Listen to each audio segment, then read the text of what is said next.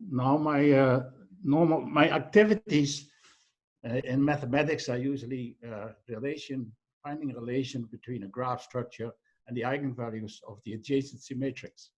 Now I'd like to start with an example.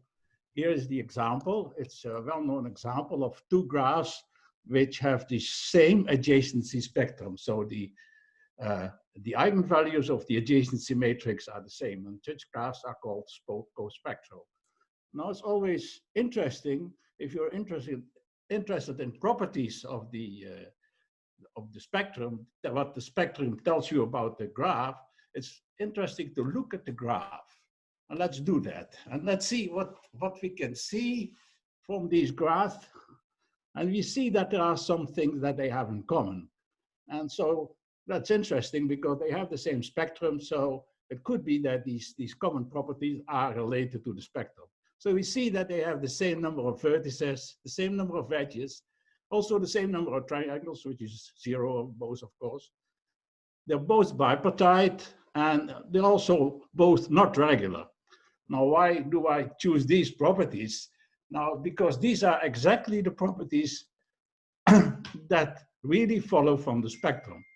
So it's really the spectrum that tells you that these things are the same. So these two graphs, so if you have the eigenvalues, which I call lambda 1 up to lambda n for the adjacency matrix, then we know the number of vertices, we know the number of edges, it's given by the formula here, we know the number of triangles, we see that the graph is bipartite, that's when it's symmetric around 0, and there is a formula that tells you that the graph is regular only in terms of the eigenvalue.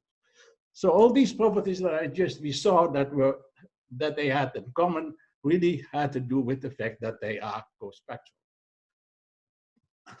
If you like that game, you can also look at properties that they do not have in common. And these are obvious, these properties that cannot be characterized by the spectrum.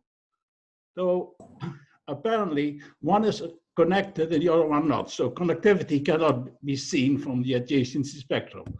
One is a tree, the other one not. So being a tree cannot be seen. And also the girth, the shortest cycle, cannot be seen because one has girth infinity and the other one has girth 4. Now that's interesting. So it gives you already much information of what properties we can expect to be characterized by the spectrum and which properties not. Now some people prefer the Laplacian matrix above the adjacency matrix. Now here is the Laplacian matrix. There is a graph and the Laplacian matrix is next to it. Now we put -1 in the matrix if you have adjacency, and you put the degrees on the diagonal. Then every row has the sum of the entries equal to 0, and so 0 is an eigenvalue, and it easily follows that the matrix is positive semi-definite. So the Laplacian spectrum starts with a 0, and then there are other numbers greater than or equal to 0. Now, let's play the same game, but now with respect to the Laplacian spectrum. So here you see two graphs, and I computed the spectrum, and they both have the same Laplacian spectrum. So they are cospectral with respect to the Laplacian matrix. So let's see, again, what properties they have in common. Now, here are some properties. Again, the number of vertices and the number of edges. Now, the number of triangles you cannot put there anymore. But what is true is that they have the same number of spanning trees. You don't see that immediately, but both graphs have 12 spanning trees. They're both connected, and they're, again, both not regular. And also, these properties have to do with the fact that they have the same spectrum. Let's look at the Laplacian eigenvalues. They're called the mu1 up to mu(n). mu1 is always 0. And now we find the number of edges. It's given this formula. The number of spanning trees is the famous matrix tree theorem that gives that. Also, the number of connected components is given by the multiplicity of the eigenvalue 0. So you can see that the graph is connected. You could also see that for the number of spanning trees, of course. And now, again, there is a formula in terms of the spectrum that tells you that the graph is regular. The graph is regular if and only if this formula holds. So for the Laplacian spectrum, you get different properties that come from the spectrum. And now let's look at the negative results, see that properties that not follow from the Laplacian spectrum. It's clear that the number of triangles cannot be seen because the one on the right has one triangle and the one on the left has no triangle. The one on the left is bipartite and the one on the right not. And again, the girth it cannot be seen. The one has girth 4 and the other one has girth 3. So there are properties that cannot be seen by the spectrum for the Laplacian. However, let's go on and let's restrict to regular graphs. Now, if a graph is regular, degree k, say, then there is a direct relation between the spectrum of the Laplacian and the spectrum of the adjacency matrix. And this means that if a property is characterized by one spectrum, then it's also characterized by the other. Now, we can now conclude, given the previous thing, that if a graph is regular, then we have a number of properties that are determined by the spectrum. One is, of course, the number of vertices and the number of edges. That was true for both Laplacian and adjacency, so it's certainly true for the regular ones. But now also the number of triangles, and being bipartite, can be seen from the spectrum, and that was true for the adjacency spectrum. And for the Laplacian spectrum, we had the number of spanning trees and the number of connected components. And so that is now true also in case of regularity. Now, we saw that the girth in both cases was not determined by the adjacency spectrum, and it's also not determined by the Laplacian spectrum. But if the graph is regular, then the girth is determined by its spectrum. So the girth is a very interesting thing that is determined by its spectrum. Now, in this slide, I assumed that the graph is regular, and then I see these properties that are determined by its spectrum. But we have seen that being regularity follows from the spectrum in case of the adjacency and the Laplacian.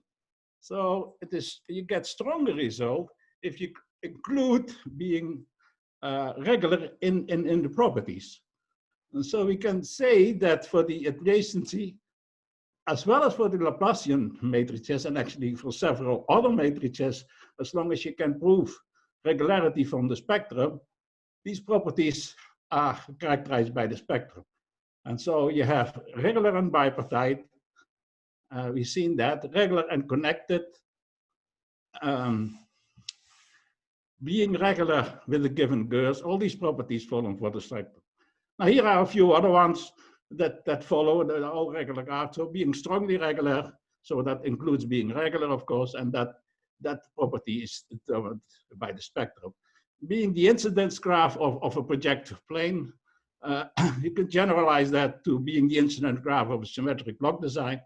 That property is characterized by the spectrum.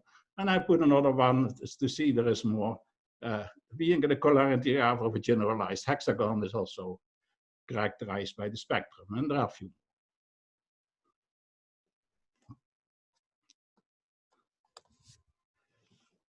Now let's look at the negative side. Now let's look at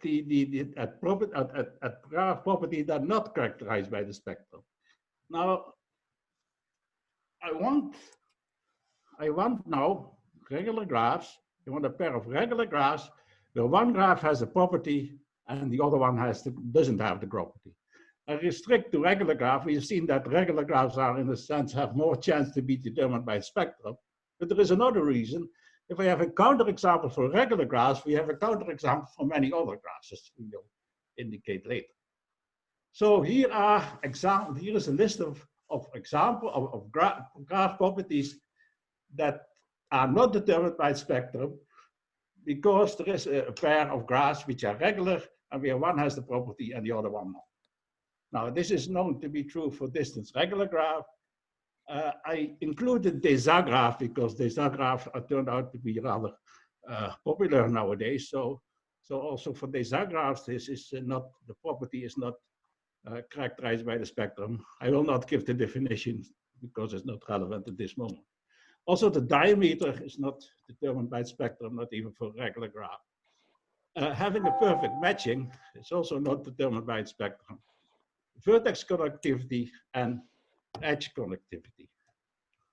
Now I will concentrate on these things, and I will show you the required counterexamples in some of these cases. But first, I want to make a remark about regularity. I did that already, but here it is more precise.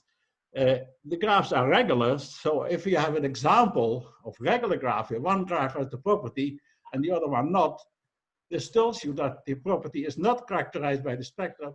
If you take the adjacency matrix, if you take the Laplacian, but even if you take other matrices like the Seidel matrix, the sinus Laplacian, the normalized Laplacian, or even the adjacency matrix of the complement, it's still not determined by the spectrum. Now, the last one is kind of interesting because you say it's not determined by the adjacency matrix of the complement. It means that the complementary property is not determined by the spectrum. Okay, so that is something you can do. Now, I want to show you some of the examples that show that the graph is not determined by the spectrum. So I want to go show you some cospectral graphs where one has a property and the other one not. Now, the main goal is Godson-McKay switching, and I will explain it for those who haven't seen it before. Now, here is a graph. I do it with this example. And in this graph, there is a set of red vertices, as you can see. And we need a set of these vertices. And the requirement is that the red vertices induce a regular graph. Now, so you need a regular induced subgraph. Then there is another set of vertices that are colored blue, and they have the property that is the blue vertices are adjacent to exactly half of the red vertices. So obviously there must be an even number of red vertices, and the blue vertices are adjacent to exactly half of the red vertices. And then the last one is that all other vertices are either adjacent to all or adjacent to none of the red vertices. Now, if the graph has this property, then you can switch. And switching is that you delete the edges between the red and the blue edges, and you insert the edges between red and blue that were not there. And here, I guess I did it for you, and you get another graph. And the theorem is, it's Godson-McKay, that this doesn't change the spectrum of the adjacency matrix. So this graph and the previous one, here it is, they have the same spectrum. Now, we use this to prove some of these properties not being determined by the spectrum. Let's go to the first one, connectivity. Here is the theorem. I can construct a pair of cospectral graphs which are regular.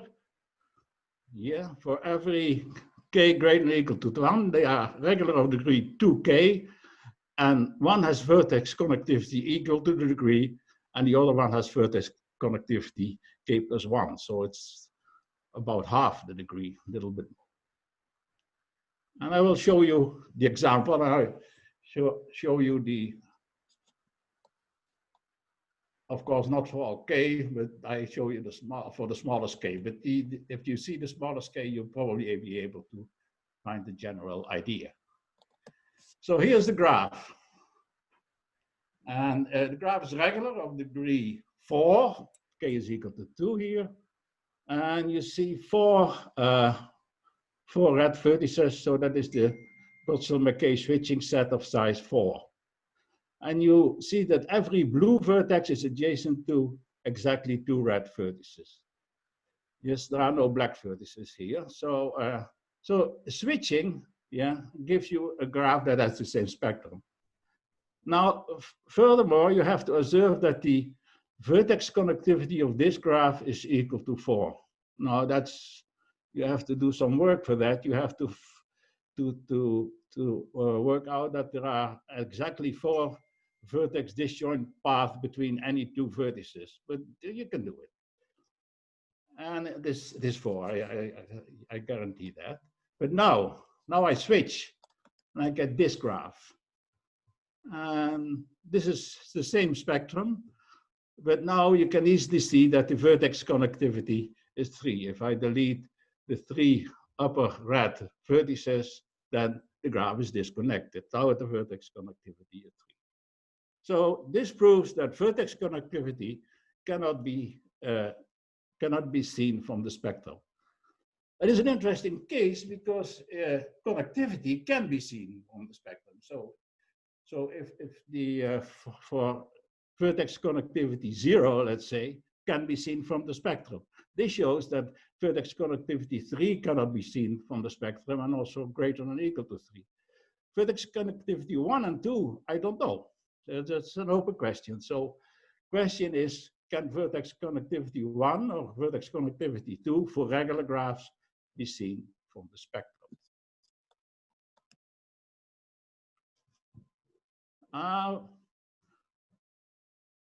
Going to a more, maybe I should say here that if you see the example, you think that it's very easy, but it took me some time to really to figure out for the example. So this is some work. The one with the perfect matching is more work.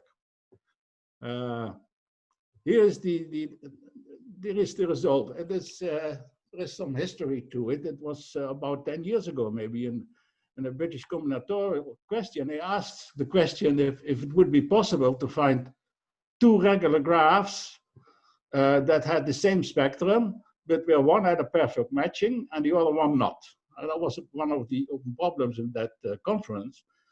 And several years later, there was a workshop in Hungary where it was meant to solve problems. They invited some old people like me, and there were many young people who had to solve some problems of the old people.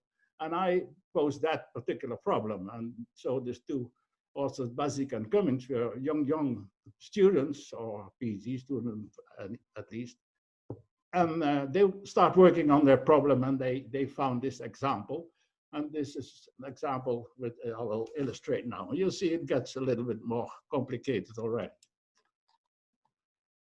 Here's the example. Here is a graph which is regular. In this case, it is regular of degree 5, as you can see.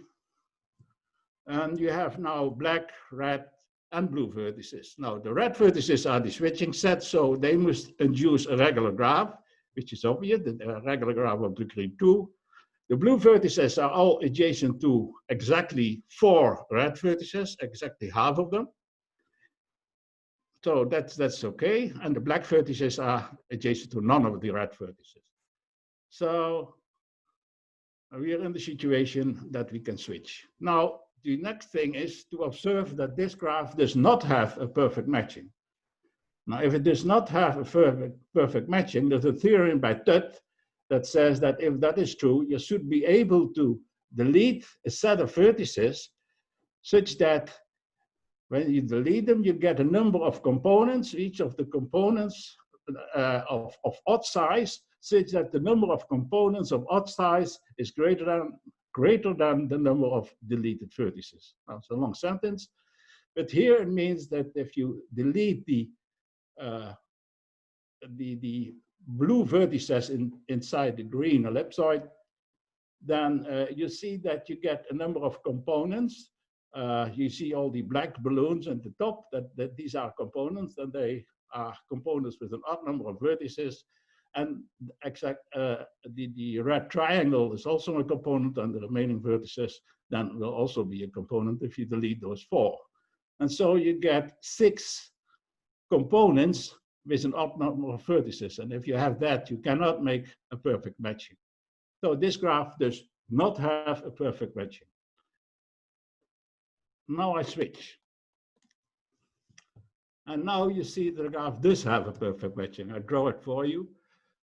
So that is quite, that shows that having a perfect matching cannot be seen from the spectrum. It took quite a while to construct this example.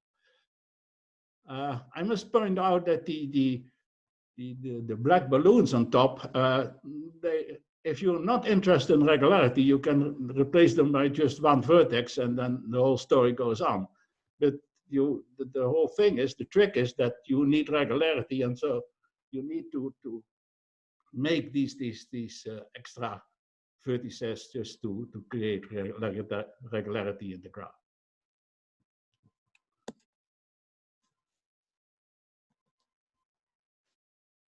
Yeah. Now, I showed you what the example of vertex connectivity. When I did that later, I tried to find an example for edge connectivity. And so the question is edge connectivity, is that for a regular graph, can that be seen from the spectrum?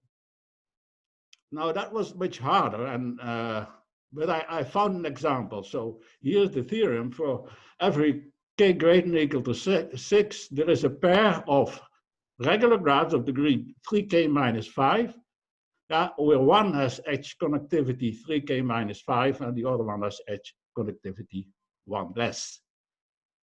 Now, I will not give you the smallest example in this, because for smaller k, there is some, you can find some more sporadic examples, and I will give you a sporadic example, which has already order 40, it has degree 3, and the edge connectivity of 1 is 8, so it's less than a degree, and the other one is 7.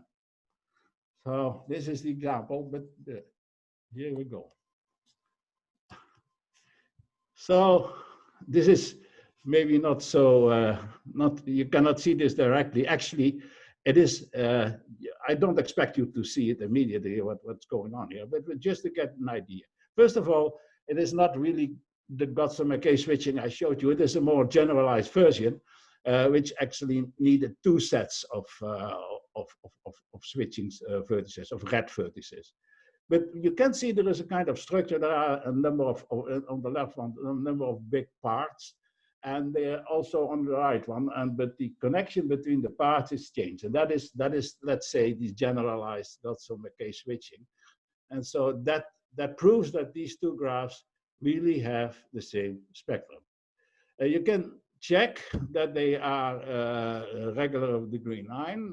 There's some work, but it is correct. So they're both regular and they have the same spectrum. So what about the edge connectivity? So the number of edges you have to delete to make it disconnected. Now, I can show you that here you see that if you look at the one on the left, you have to delete, you can delete the 8 green edges and the graph becomes disconnected. Of course, you have to verify that you can not do it with fewer than 8, but that's quite some work, but that can be done. The one on the right, also made some edges green, and if you delete the green edges, the graph is now disconnected, but now you only have to delete 7. So this is edge connectivity is small. And so if you see this example, it becomes maybe clear that there was not a trivial search to find it.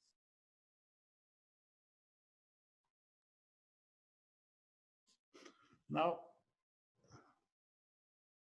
what if you look at these properties that are characterized by the spectrum, you see that they're all kind of properties that can be verified in polynomial time. Now, there's something interesting going on here, because the spectrum of a graph can be found in polynomial time.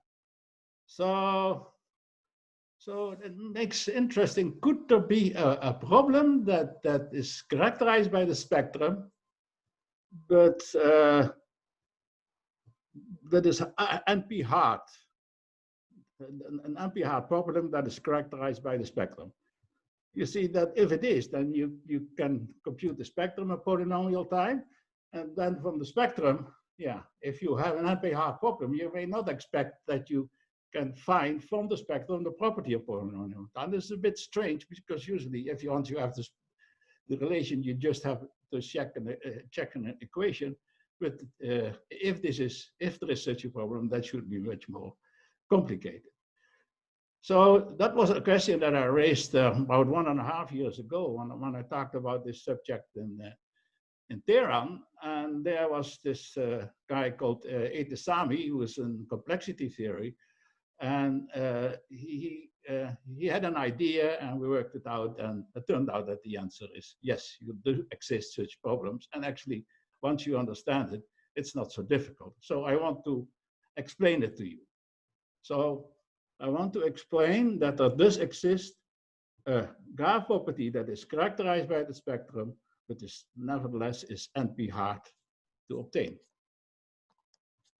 And for that, you need a kind of a special representation of a graph. Here is I'll show you by this example. Here is a graph on 4 vertices. I give the adjacency matrix. And from that graph, you make a vector, a binary sequence, if you like. And that's just by putting the entries in the upper right triangle next to each other. Yes, so if you do that, you get this sequence 1, 1, 1, 0, 1, 0, what you see there. The next step is you make a graph from this sequence, and the graph consists of just clicks, complete graphs.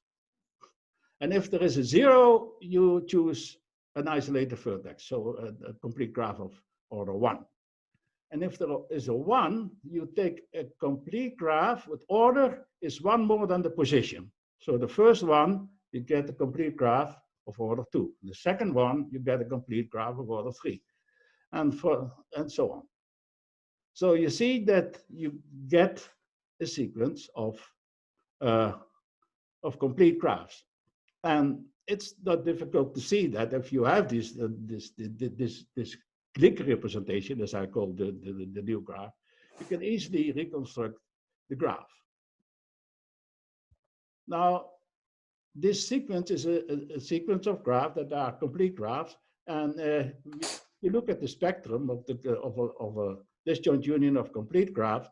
The smallest eigenvalue is -1, and the other eigenvalues tell you the size, give you the size of the clicks. So now I'll give you the property. So I have a property, I call it P, and the graph has property P, yeah, if it is a click representation of a Hamiltonian graph H. So if it is a click representation of a Hamiltonian graph H, that's the property P. And the theorem is that this property is NP complete, and it is characterized by the adjacency spectrum.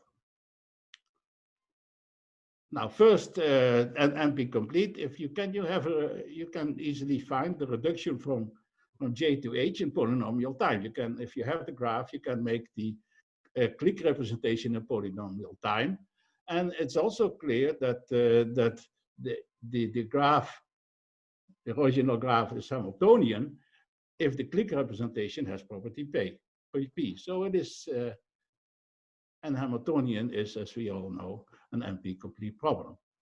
So this tells you the first claim. The second claim is that if you have the adjacency spectrum, yeah, you can check if the graph is a disjoint union of clicks. It's easy. The smallest eigenvalue has to be -1, and then you can reconstruct the clicks by using the other eigenvalue. So you can choose the click. Now, not every disjoint union of clicks is a click representation of some graph, but you can easily check if it is. And if it is, you can find the graph, the Hamiltonian graph H. And so this property you can find from the spectrum. Okay, so this shows this result. Now, actually, for the Laplacian spectrum, it is not true that the disjoint union of clicks is determined by its spectrum, but you can do something else. You can look at the disjoint union of path and get the same idea. So you use a path representation, and this property is NP complete and characterized by the Laplacian spectrum. So the same idea works for the Laplacian also.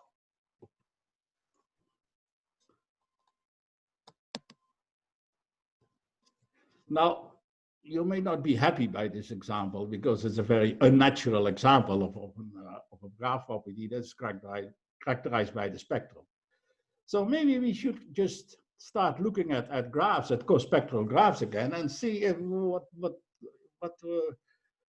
look at the NP-hard problems in that graph and see whether they are determined by its spectrum or not. See what we can do. Here's a remark.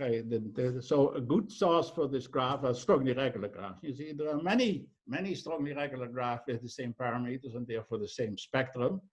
And there are many, and you could look inside these strongly regular graphs and see what properties they have in common and what properties they do not have in common. Now, among the strongly regular graphs, a very big class of graphs are the Latin square graph, which is just defined on a Latin square, on M by M Latin square. The vertices are the entries of the square, and adjacency means that they are in the same row, in the same column, or they have the same symbol. Now, a graph is regular, and the spectrum only depends on M.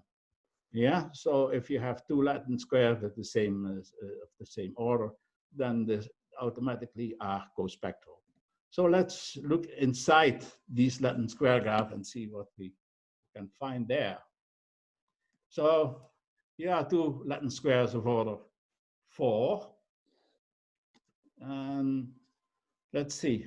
So let's see the graphs are, so yeah, now I have two graphs of order 16 and they are apparently cospectral. We know that. Now look at the independence number. The one on the left has independence number 3.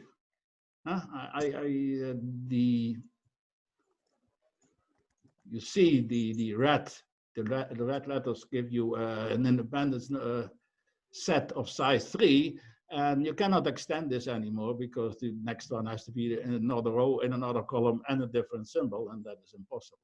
And if you cannot not do better than 3 if you try it in a different way. So dependent number is really 3. The one on the right has dependence number 4. So we can say that the independence number here is not characterized by the spectrum. Now, what is true in general is the one on the right has a so-called transversal, so it has an independence number equal to the order of the square, and the one on the left has no transversal. And so if you look at the literature of Latin squares, then you see that such a pair always exists if M is even. So for every even M, they have a pair of Latin squares where the Latin square graphs have different independence number. So that's the independence number. Now related to the independence number is the chromatic number. Now let's look at these two. And I colored the vertices, and you see the one on the left has independence number 6. It should be at least 6 because the independent set has size, the maximum independent set has size 3. And the one on the right has 4. Now, if the one on the right has 4, that means that you have, as they call it, an orthogonal mate, because the colors give you another Latin squares that is orthogonal to the original. So having a chromatic number equal to the order is the same as having an orthogonal mate. And for every M at least 4 and not equal to 6, there is a pair of Latin square graph where one has an orthogonal mate and the other one not. And so they have Latin square graphs with different chromatic number. So what can we conclude?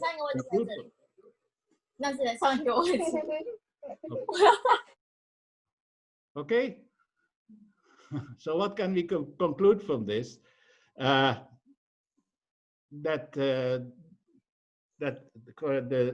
is it? The independence number and the chromatic number, yeah, are not characterized by the spectrum. But since the graph is regular, it also is true for the complement. So also the clique number, which is the complementary property of the independence number, and the clique covering number, which is the complementary property of the chromatic number, yeah, they are not characterized by the spectrum. So that is that's where we are, and let's think of another problem that is NP hard and that could be or could not be characterized by the spectrum. Now we already mentioned being Hamiltonian in our construction, and so could it be that that being Hamiltonian is maybe determined or not determined by its spectrum? Now Latin square graphs are all Hamiltonian, so that won't work. And actually, a more general class of strongly regular graphs, it is conjectured that all strongly regular graphs that are connected and are not the Peterson graph are Hamiltonian. And so there is not much hope that there will be an example within the class of strongly regular graph. However, we can try Godsell-McKay switching. We will do that. And here is the result that that we found. That is, for every k greater than or equal to 6, there exists a pair of cospectral k-regular graphs. The one is Hamiltonian and the other one not. And so that was also together with Etisami, because we combined these results in one paper. Now, let's see how it works. Here's a graph, and I want to do Godsell-McKay switching. So the switching set the red vertices, and you see in this case they're size 8, and it is it's regular of degree 2. And now you have blue vertices. The blue vertices, they are all adjacent to half of the red vertices, and you have downstairs they're hanging some black vertices. The black vertices are they have a reason. They are so big. It's similar to the perfect matching case that one black vertex would survive if I wouldn't require regularity. But now I require regularity and I had to make it a little bit bigger. But anyhow, this works. Now, the graph is regular of degree, what is it, 6? Is that correct? Yes, it's regular of degree 6. So we have a regular graph here. And we have a Godsell-McKay switching set, so we can switch. But before we go and switch, I want to convince you that this graph is not Hamiltonian. Now, how can we see that this graph is not Hamiltonian? Now, look at the green edge. I claim the green, if there is a Hamiltonian circuit, the green edge is part of that circuit. Because if I delete the green edge, you get the red point in the middle is an articulation point. And if you have an articulation point, the graph cannot be Hamiltonian. So, conclusion, the green edge has to be in a Hamiltonian circle. Now, also the black points there below, they have to be part of the Hamiltonian circle. But if you want to include this, you have to go through the 3 black parts like this. So if you have a Hamiltonian circuit, that has to go like this. Inside the black thing, they may choose another way to go around, but that doesn't matter much. So it has to look like this. Now, can you continue? No, you cannot continue. You see, if you are at the here at this blue vertex, if you go to the red triangle, you cannot go any further to the remaining part. And if you go to the other red vertices that is adjacent to that blue vertices, you cannot go to the triangle anymore. So there is no way to complete this part to an Hamiltonian circle.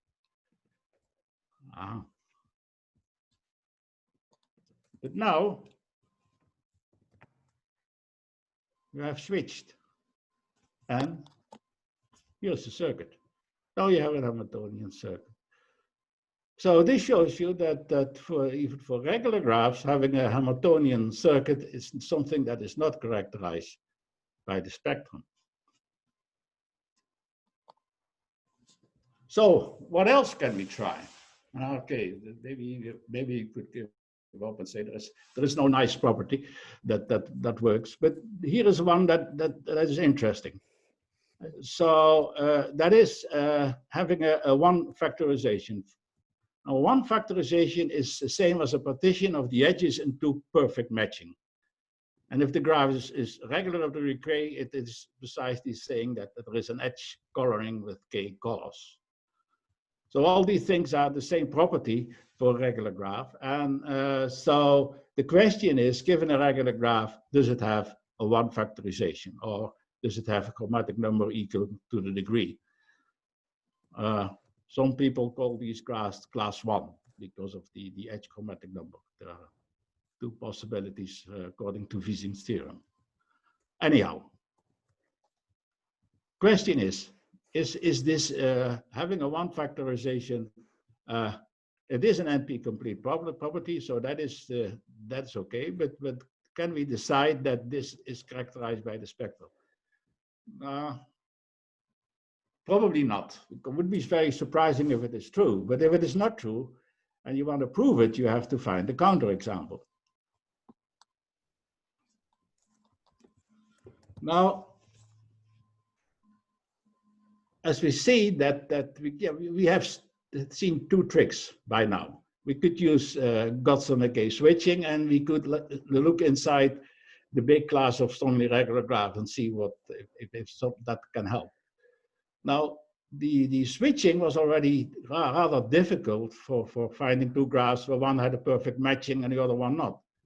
Now we need a graph where one has k perfect matching and the other one not. And that is very, anyhow, I don't know how to do it. Let me phrase it like that. It looks difficult. So I don't know if this is not an approach that I would expect to work. Now, what about looking at the strongly regular graph? Now, the strongly regular graph have been, with having a perfect matching, have been looked at by Sebi Chow, by Crystal Gur, and myself. And at least the Latin square graph don't work because as order is even, they have a one factorization. So, and so does the complement. So that there are there's nothing there to find. And if you look at the more general class of strongly regular graph and hope you find examples there of strongly regular graph at the same spectrum, where one has a one factorization, the other one not, there is not much hope, because we looked at many strongly regular graphs and a lot of them, and we even conjectured that every strongly regular graph of even order has a one factorization, with the only exception of the Peterson graph. So there's not much hope to find an example within the strongly regular graph, and there's also not so much hope. But maybe it's just because I cannot do it in trying switching. But perhaps you can just do small things on the computer. We haven't used the computer, so if you can generalize, if you can use the computer, there may be some small examples that you can find by computer, but I don't see how to do it with these two approaches. Now, this is the last slide. This contains the reference that I mentioned.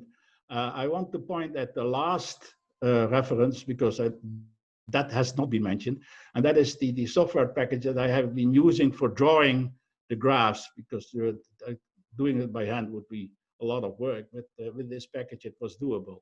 Not only does the package help you in drawing, it also gives you the required information, and you can check, actually, if you're not convinced of yourself, that the graphs really are cospectral after switching, and you can always check if the property that I mentioned are there. Okay, thank you very much. Okay, thank you very much for your talk. Well, okay, is everything fine? Yeah. Okay. Are there any questions to Willem on his nice talk? Can I ask? Yeah, sure, please. You told about independence number of Latin square graphs. And you said that there are pair of graphs, Latin square, with the same parameters, but different independence number. Yes. My question is, is the problem of finding independence number in this class is NP complete?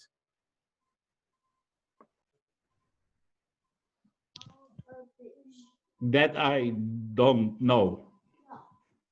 So, because your example is interesting if this is true. Am I right? Yes, but I don't know. Okay. Thank you. Okay, any other questions? Well, then I wondered, did you try to consider any other switchings for getting similar results? Yeah, I tried auto switching for the edge connectivity. You remember that was a rather complicated thing. So before I found the final example, I tried many things, including different type of switchings and so on. Yes. I see. I see. Okay. Any other questions? Comments? I would like to thank you for this talk and especially for giving us very nice example of two graphs with and without perfect matchings.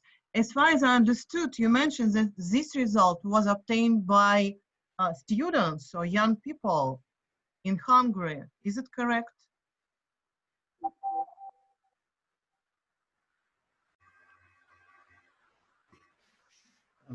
William, are you here? Yeah, there was a connection mistake, I think. Oh, sorry. Sorry, let me repeat my question. I just asking you about that nice example of two graphs with and without perfect matchings. You mentioned that, it seems to me that you mentioned that this result, this example was obtained by students. Yes. Right, yeah? Yeah. Well, I would like to say that during our workshop on November 7, there will be two talks given by students on some very interesting new results which were obtained during this summer workshop for students, when some ideas came from old people, as you said. And these ideas were suggested, and these problems were suggested for young people to solve. So, yeah, we have similar ideas to share some problems for young people and trying to solve them. Yeah, it was very nice example. Thank you very much.